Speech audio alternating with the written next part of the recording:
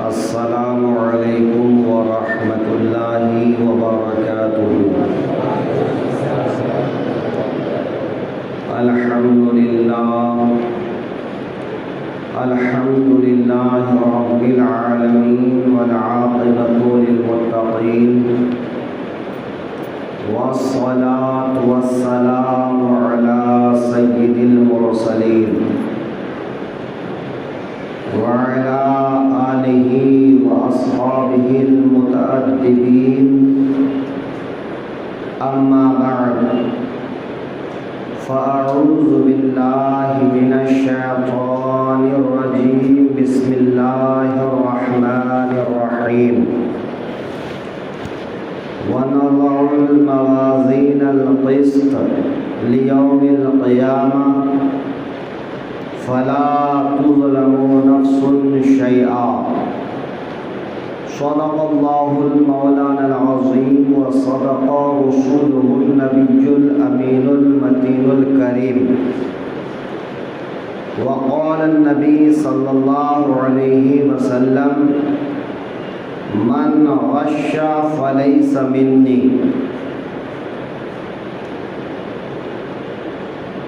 سب سے پہلے آقائے دو عالم صلی اللہ علیہ وآلہ وسلم کی بارگاہ میں درود و سلام کا نذرانہ محبت پیش کریں۔ اللہم صلی علی سیدنا محمد بارک وسلم، صلاۃ و سلام علیک یا رسول اللہ صلی اللہ تعالی علیہ وآلہ وسلم۔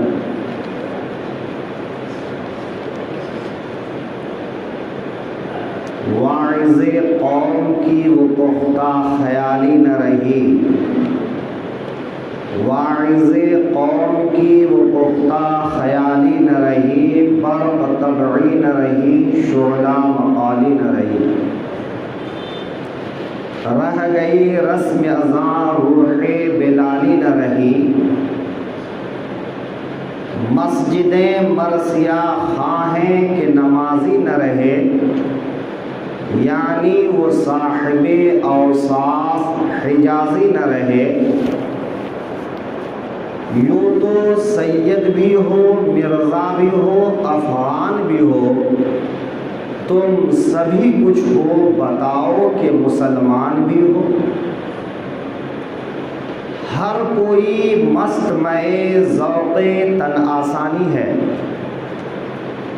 ہر کوئی مست مئے ذوق تن آسانی ہے، تم مسلمان ہو یہ انداز مسلمانی ہے۔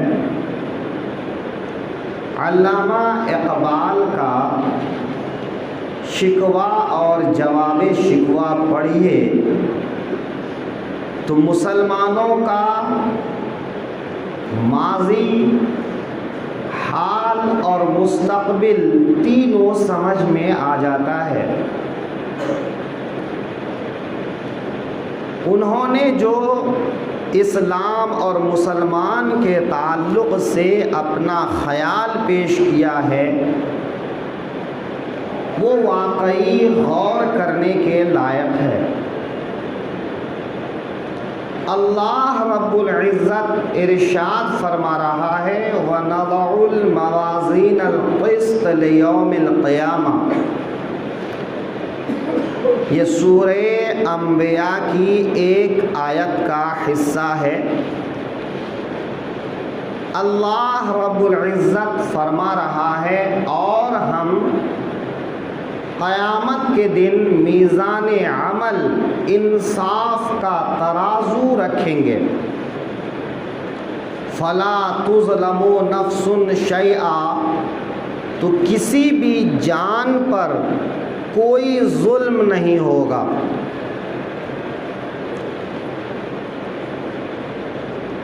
اللہ رب العزت کا یہ ارشاد کہ ہم قیامت کے دن انصاف کا ترازو رکھیں گے، انصاف کا پلڑا رکھیں گے، امام بخاری رحمۃ اللہ علیہ اپنی کتاب میں فرماتے ہیں یوزن اعمالہم و اقوالہم، کہ انسان کا عمل اور انسان کا قول یعنی بات چیت وزن کیا جائے گا۔ ذرا غور کیجئے کہ انسان جو کچھ بھی کر رہا ہے، بول رہا ہے، سن رہا ہے، ان سب کو قیامت کے دن تولا جائے گا۔ یہ تولنے کا کیا مطلب ہے؟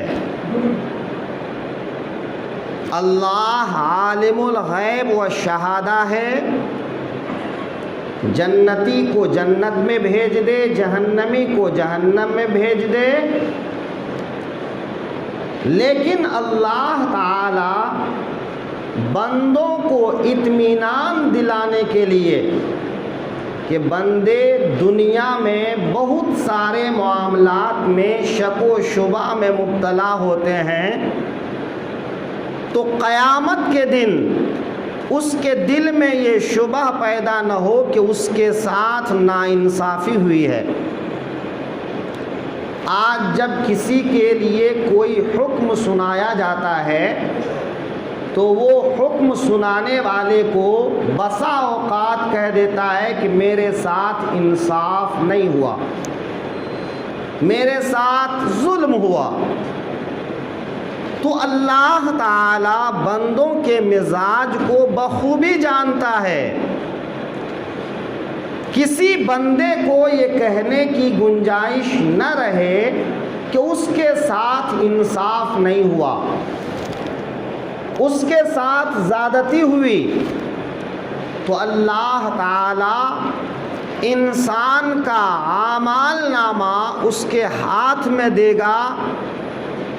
انسان اپنی زندگی کا ہر کیا دھرا خود پڑھے گا، دیکھے گا، پھر اس کے بعد اللہ تعالی ان اعمال نامہ کو میزان عمل پہ رکھے گا اور میزان کے پاس میں حضرت آدم علیہ السلام کو کھڑا کرے گا کہ ہر انسان اولاد آدم ہے، حضرت آدم کی اولاد ہے، تو ابو البشر حضرت آدم سے کہا جائے گا ہر انسان کے عمل تولنے کے وقت آپ میزان کے پاس میں رہیں تاکہ کسی کو یہ کہنے کی گنجائش نہ رہے کہ ہمارے ساتھ یہاں بھی دھوکہ ہوا۔ فلا تظلم نفس شیئا، تو کسی انسان کے ساتھ ظلم نہیں ہوگا، زیادتی نہیں ہوگی، وہاں انصاف کیا جائے گا اور اس کے عمل کے لحاظ سے اس کے لیے حکم جاری ہوگا کہ وہ جنت میں جائے گا یا وہ جہنم میں جائے گا۔ یہ بتانے کا مقصد کیا ہے کہ دین اسلام صرف بولنے کے لیے نہیں ہے، دین اسلام عمل کے لیے ہے، یہ عمل کا مذہب ہے۔ انسان گفتار کا غازی نہیں، کردار کا غازی بنے، اس کے عمل کے لحاظ سے ان کے ساتھ معاملہ ہوگا۔ ایسا نہیں کہ کسی کو بھی اٹھا کر کچھ بھی دے دیا جائے گا، ایسا نہیں ہوگا۔ اس دن عمل کا حساب و کتاب ہوگا۔ فَمَن يَعْمَلْ مِثْقَالَ ذَرَّةٍ خَيْرًا يَرَهُ وَمَن يَعْمَلْ مِثْقَالَ ذَرَّةٍ شَرًّا يَرَهُ، کہ ایک رائی کے دانہ برابر اگر بھلائی کیا ہوگا تو انسان اسے بھی دیکھے گا، اور رائی کے دانہ برابر اگر اس نے برائی کیا ہوگا تو وہ انسان اسے بھی دیکھے گا۔ دنیا میں آپ لوگوں سے چھپا سکتے ہیں، لیکن قیامت کے دن آپ نہیں چھپا سکتے۔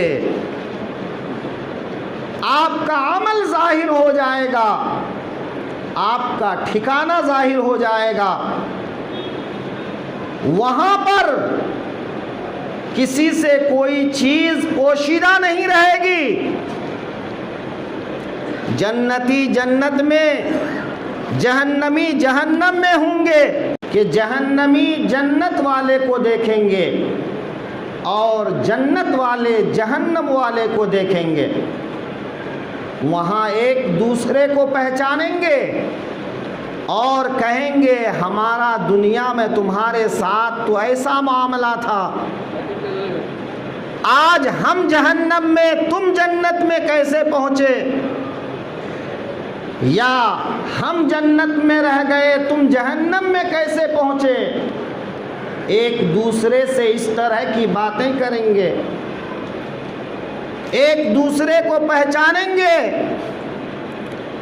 لہذا اپنے انجام کو یاد کر کے، اپنے ٹھکانے کو یاد کر کے دنیا میں اس کی تیاری کرنے کی ضرورت ہے، دنیا میں عمل کرنے کی ضرورت ہے، زندگی میں عمل کرنے کی ضرورت ہے۔ انسان مرتا ہے، عمل کا سلسلہ ختم ہو جاتا ہے، لیکن مرنے سے پہلے قبر کی تیاری کرنا ضروری ہے۔ قبر کی تیاری آپ عمل سے کر سکتے ہیں۔ عمل کیا ہے؟ آپ جو کرتے ہیں، آپ جو بولتے ہیں، آپ جو سنتے ہیں، وہی آپ کا عمل ہے، اسی کا حساب و کتاب ہوگا۔ لیکن آج ہم بے خبر ہیں، ہم کیا کر رہے ہیں، ہم کیا بول رہے ہیں، ہم کیا سن رہے ہیں، ہم کیا دیکھ رہے ہیں، ہمیں شعور ہی نہیں ہے، ہمیں احساس ہی نہیں ہے۔ ایک تو انسان کا گھاٹا کھانا، نقصان اٹھانا، اور انسان کو اس نقصان اور گھاٹے کا احساس ہی نہ ہونا۔ کسی قوم کے عروج پہ اس وقت زوال آتا ہے جب اس قوم کا احساس ختم ہو جاتا ہے۔ مسلمانوں کا یہی حال ہے کہ آج مسلمانوں کا احساس ختم ہو گیا ہے۔ قوت فکر و عمل پہلے فنا ہوتی ہے، پھر کسی قوم کے عروج پہ زوال آتا ہے۔ ابھی آپ نے شعبان کی 15ویں رات گزاری، مسجد بھری تھی، مغرب میں 6 رکعت نماز پڑھی جائے گی، عمر میں برکت ہوگی، روزی میں برکت ہوگی، محتاجگی نہیں ہوگی، پوری مسجد بھر گئی۔ 2 وقت کی نماز میں لوگ حاضر رہے، تیسرے وقت میں مسجد پوری خالی ہو گئی۔ میرے بھائیوں، بونس تب ملتا ہے جب آپ مہینہ بھر کام کرتے ہیں، سال بھر کام کرتے ہیں، آپ مہینے بھر نوکری میں نہ جائیں اور بونس لینے پہنچ جائیں تو کیا آپ کو بونس مل جائے گا؟ فضیلت تب ملے گی جب آپ کا فرض پورا ہوگا، آپ کی نمازیں پوری ہوں گی۔ آپ فرض نماز نہیں پڑھتے ہیں اور نفل پڑھ کے چاہتے ہیں کہ آپ کی زندگی میں برکت ہو جائے، آپ کی عمر میں برکت ہو جائے، آپ کے گھر میں خوشحالی آ جائے، آپ کی پریشانیاں دور ہو جائیں۔ ایسا کب ہوا ہے؟ یہ تو ترقی کا زمانہ ہے، گھر میں پانی پہنچ جاتا ہے، آپ کنویں کے پاس نہ جائیں اور پانی آپ کے گھر پہنچ جائے، آپ نل کی ٹوٹی نہ کھولیں اور آپ کی ٹانکی بھر جائے۔ کبھی ایسا ہوا ہے؟ آپ ہاتھ سے نوالا منہ تک نہ لے جائیں اور آپ کا پیٹ بھر جائے۔ کبھی ایسا ہوا ہے؟ پھر عمل نہ کریں جنت مل جائے، عمل نہ کریں جہنم سے بچ جائیں،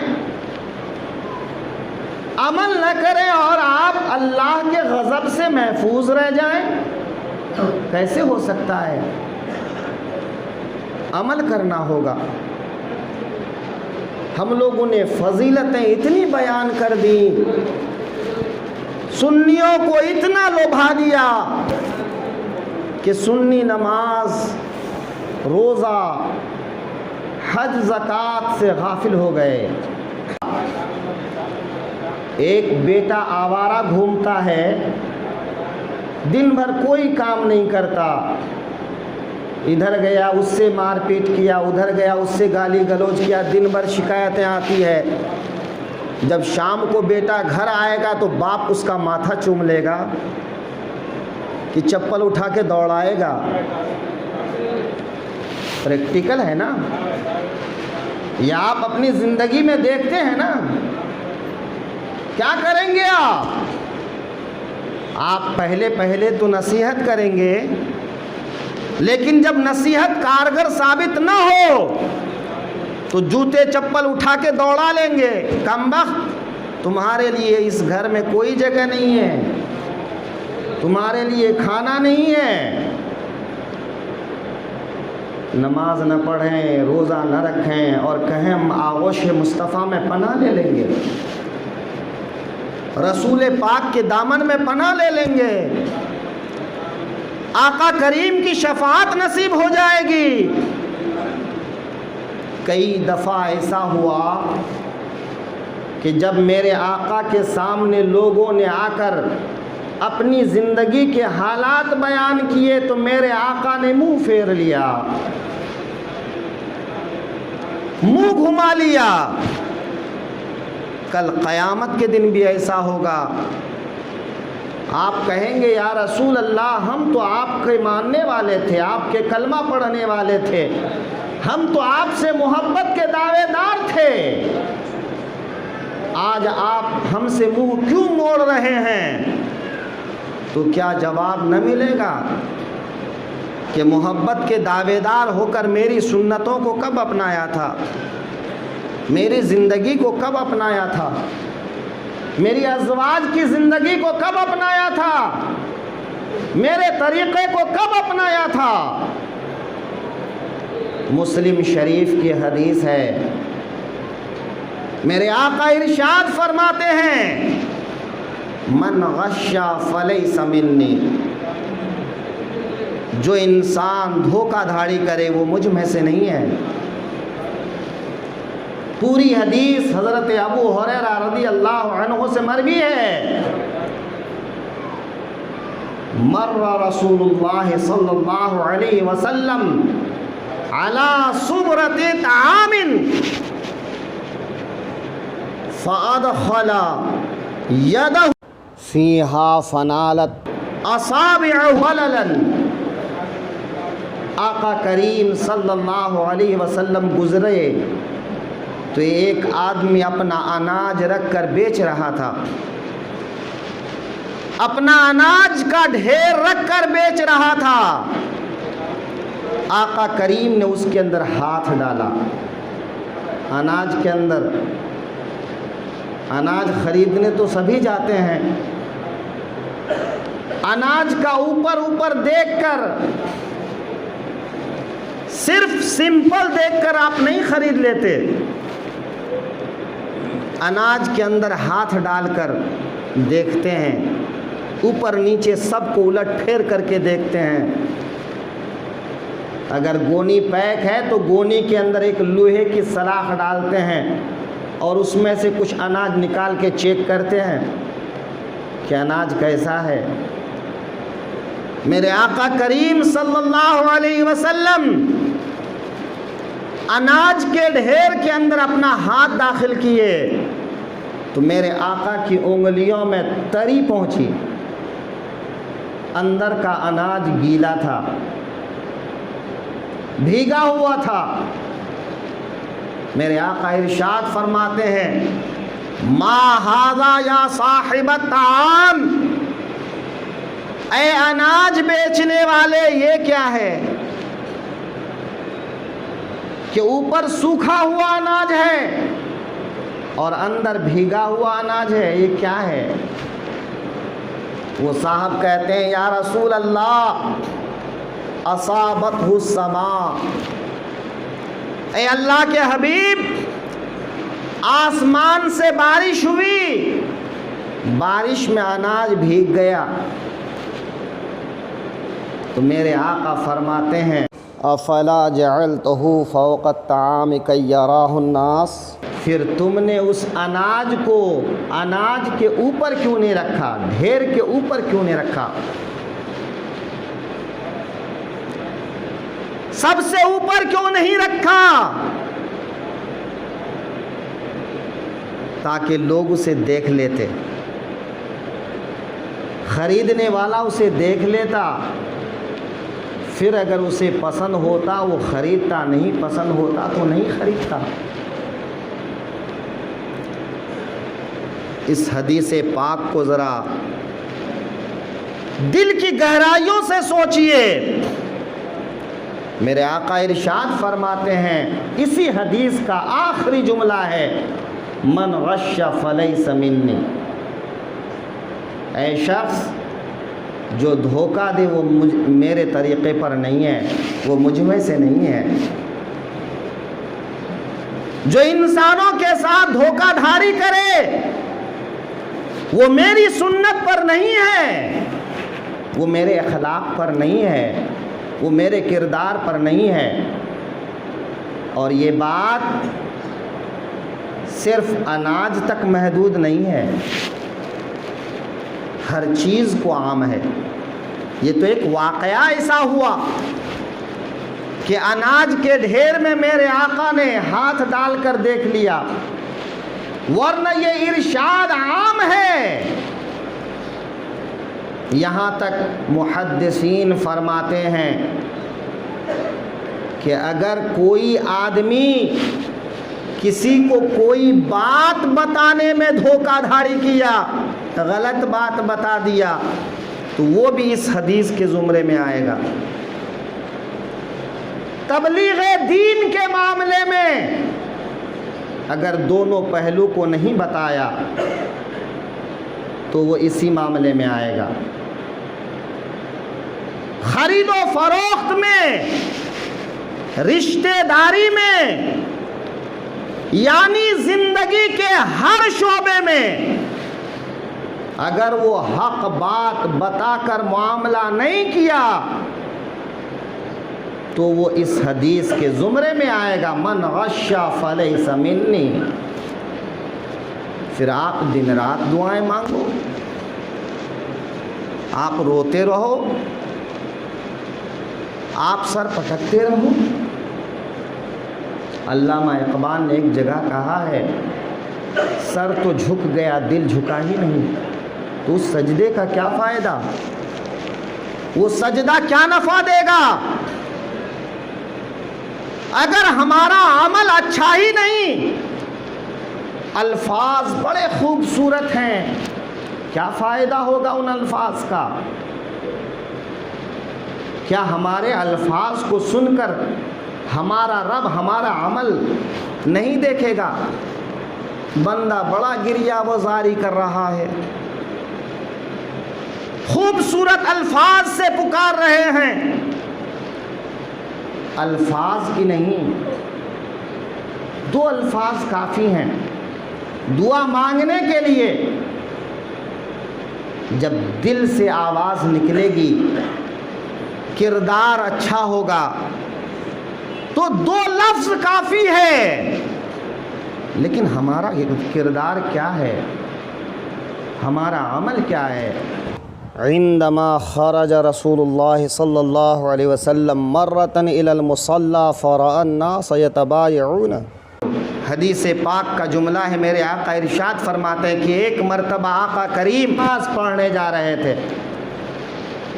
آقا کریم صلی اللہ علیہ وسلم ارشاد فرماتے ہیں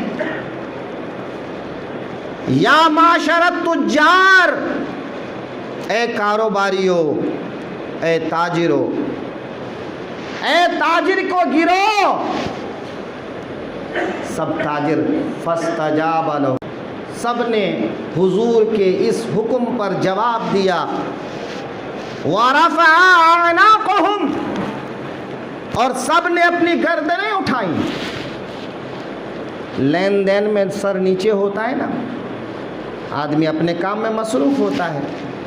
جیسے ہی میرے آقا نے ارشاد فرمایا تو سب نے اپنی گردنیں اونچی کی. آقا کریم کی طرف دیکھنے لگے. میرے آقا کریم صلی اللہ علیہ وسلم نے ارشاد فرمایا ان التجار یبعثون یوم القیامہ فجارا، بے شک تاجر لوگ قیامت کے دن فاجر لوگ اٹھائے جائیں گے. فاجر یہ فاسق، بدبخت، برے، کوئی بھی ترجمہ آپ کر سکتے ہیں. الا من اتقى اللہ وبر وصدق، کہ اے تاجروں قیامت کے دن برے لوگوں میں اٹھائے جاؤ گے، لیکن جو اللہ سے ڈرے، جو نیکی کرے اور جو سچ بولے. اب ذرا آپ غور کریں اپنے حالات پر. میں کسی کو الزام نہیں دے رہا، کسی ایک آدمی کو کہنا ہمارا کام نہیں ہے، پوری امت مسلمہ کے لیے ہمارا پیغام ہے. غور کریں کہ ہم کہاں کہاں دھوکہ دیتے ہیں، کس کس کو دھوکہ دیتے ہیں، کس کس کے ساتھ دھوکہ کرتے ہیں. باپ نے پوچھا بیٹا کہاں ہو، بیٹا نے غلط جگہ بتا دیا، یہ باپ کو دھوکہ نہیں ہے. باپ نے کہا بیٹا ٹیوشن گیا تھا، بیٹا ٹیوشن پہنچا ہی نہیں، وہ کہیں اور کھیل رہا تھا، دوستوں کے گھر میں تھا. یہ باپ ماں کے ساتھ دھوکہ نہیں ہے. بچہ کام پر نہیں گیا، بچوں نے کہا ابا یہ لے کر آنا، بہانہ مار دیا، یہ بچوں کے ساتھ دھوکہ نہیں ہے. بیوی سے غلط بیانی کر دی، یہ بیوی کے ساتھ دھوکہ نہیں ہے.